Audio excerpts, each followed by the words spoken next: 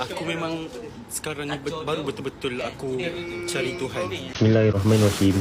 Wattini wazzaitun watturi sini wa hadzal baladil amin. Guys, aku tahu kalau aku cakap benda ni, korang cakap aku penunggu agama. Sekarang baru nak cari Tuhan.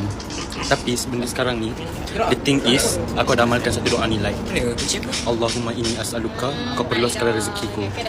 Aku amalkan tu seminggu. Lepas tu tak adalah macam hope, aku hope benda tu betul-betul laku.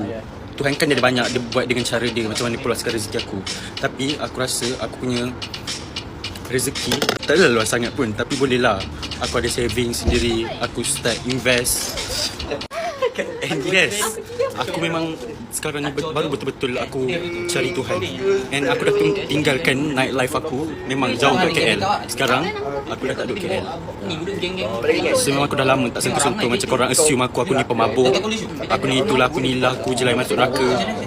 Tapi korang kena amalkan doa aku, korang tahu tak? Memang doa tu Tuhan lagi suka aku doa kat dia daripada aku ignore, daripada aku tak, betul tak? Daripada aku tak buat apa yang dia suruh, dia lagi suka aku doa cari dia.